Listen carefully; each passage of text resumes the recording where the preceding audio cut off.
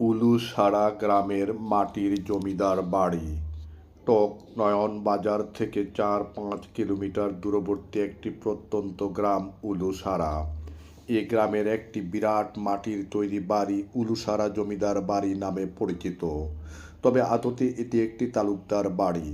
চমৎকার কাঁচা মাটির ভিটে, দেয়াল টিনের চালা সবগুলো ঘরের।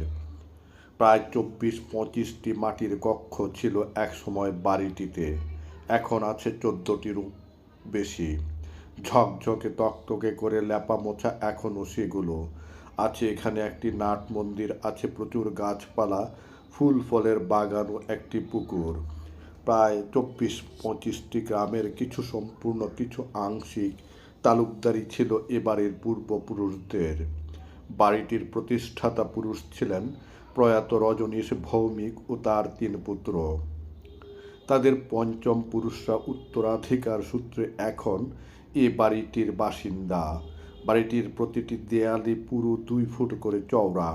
প্রতিটি ঘরের পাটাতনই আপাতমস্তক মজবুত কাঠের তৈরি। দরজা, জানালা, কড়ি, বর্গার, আসবাবপত্র সবই পুরনো দিনের এবং বেশ মজবুত এখনও। ফলে মাটি দিয়ে তৈরি এ বাড়িটির নির্মাণ ব্যয় কিন্তু ইট, চুন, সুরকির কোনো পাকা পুরনো বাড়ির চেয়ে কম হবার নয়।